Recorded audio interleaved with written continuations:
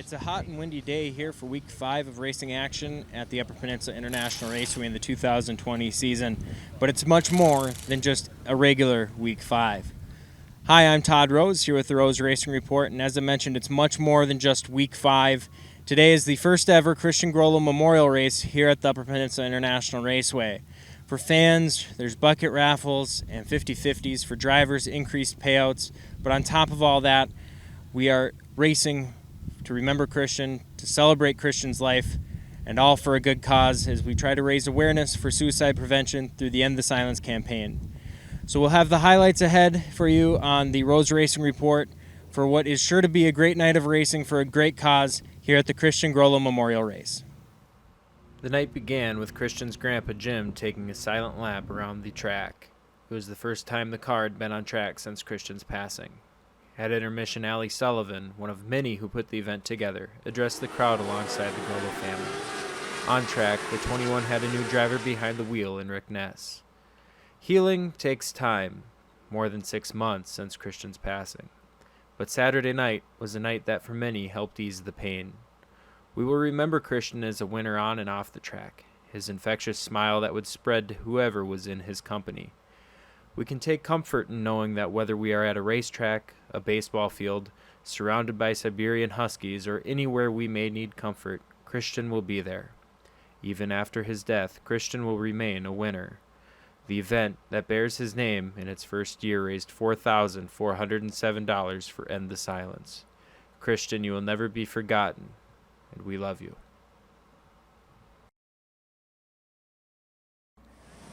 The night's features rolled off, literally, with the Riverside Auto Group Youth Micro Sprint Division.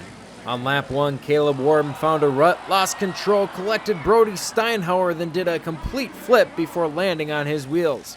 Thanks to several contributors, Caleb earned a $75 bonus for being the first car to roll over in the night. On the restart, however, his wing would fly backward. Then ahead of him, Tanner Hansen lost it and flipped onto his side. Caleb then clipped the stricken Hansen car. Both drivers were okay, and so was the track worker who slid through the infield mud. The other Warren brother, Carl, however, would be having a much better night, taking the lead with Ethan Mannanen following in his tire tracks. Also making his way through the field was Griffin Iverson, who made this pass on Liam Steinhauer to grab third. Behind them, there were more battles going on as well, as Caleb, now wingless, went to the outside. But his night would soon be over as he spun on the back stretch and would exit the track stage left. On the restart, the action got wild again as Carl Warm resumed his spot as the leader. Behind him, Griffin Iverson lunged up the inside of Ethan Mannanen for second.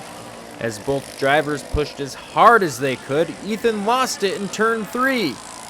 He would keep it going, however, and the race would remain green. Carl Warm grabbed another win in 2020 while Griffin Iverson took second. Ethan Mannanen held on for third. The craziness of the youth feature carried over into the sportsman features. Dave Hosking, Drake Dagnan, and Trevor Denome all found trouble in turn 1 on the first lap. All drivers were okay. On the restart, Brett Lobb jumped to the outside to grab the lead. For the second week in a row, there was no stopping the number 23 car. As he stretched his lead, a battle for second between Jeffrey Lash, Drake Dagnan, and Luke Lobb erupted, with Dagnan and Lash coming wheel to wheel at one point. In the final laps, the trio caught lapped Brennan Swanson, throwing a monkey wrench into the battle. Somehow Lash held on to second, with Dagnan settling for third. Brett Lobb, however, had the field covered with another win. The Getchell Builders 600 Micro Sprint feature saw a first-time feature winner in the division in an exciting race. Making his presence known in his first appearance this year was Kyle Getchell, who hadn't lost a step since last year as he charged through the field. Toward the head of the pack, it was Logan Getzlaff showing strength, passing Kevin Warm for third, then Brad Sepinen for second. Then he made his move on Paul Hosking for the lead. Afterwards, Logan said it was this moment he knew he had a real shot at the win. Kevin Warm also making his way through the field past Brad Sepinen for third, but the caution would come out for Dennis Ness, and for the first time the new single-file restart past halfway rule was seen in action. While Getzlaf took control again, Paul Hosking, Kyle Getchell, and Kevin Warm fought for second. With 2 laps to go, Warm took the battle to the outside of Hosking and took the position away from him. Getchell was soon to follow into third. Logan Getzlaf, however, took his first ever 600 micro sprint win with Kevin Warm in second and Kyle Getchell, who was awarded a bonus for most cars passed, in third. Logan, to say the least, was elated upon climbing out of his car in victory lane. It was all business in the vintage modified division with a green to checker feature race. Jamie Iverson was the first driver to take the lead as Matt Valaket and Scott Degnan would have to crawl their way to the head of the field. Jesse Denome and Dan Lambert were chopping at the bit on Iverson's bumper for several laps, looking every which way to get around him. Denome would be able to get the move done on Iverson for the lead down the front straightaway and into turn number 1. Dan Lambert would follow him into second. Soon, Iverson was in the hands of Scott Degnan in what was a close quarters battle down the back straightaway. The race maintained its smooth rhythm with Denome out front, even as he made his way through lap traffic. Jesse Denome would hold on to the lead to take the win in their feature race, with Dan Lambert following him in second and Scott Degnan clawing his way to third. The next 3 features, however, would not follow the clean and green trend at all. The first, the A&L Iron and Metal Street Stock feature, took the green with 3 wide battles through the field as Eric Nafison's car bellowed white smoke. He would exit the track but return to finish the race in its late stages. Billy Bowden made no bones about going to the lead, taking the spot from Tyler Corwin after charging his way through the field 3 wide multiple times. In the pack, though, the side-by-side and 3 wide battles continued behind Bowden out front. Something would have to give.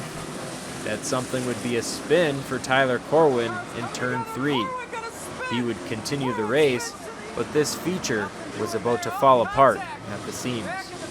First, it was Ron Jenchak finding trouble in turn 3 when his car broke, heading up the track into Paul Wagner, sending him out of the race.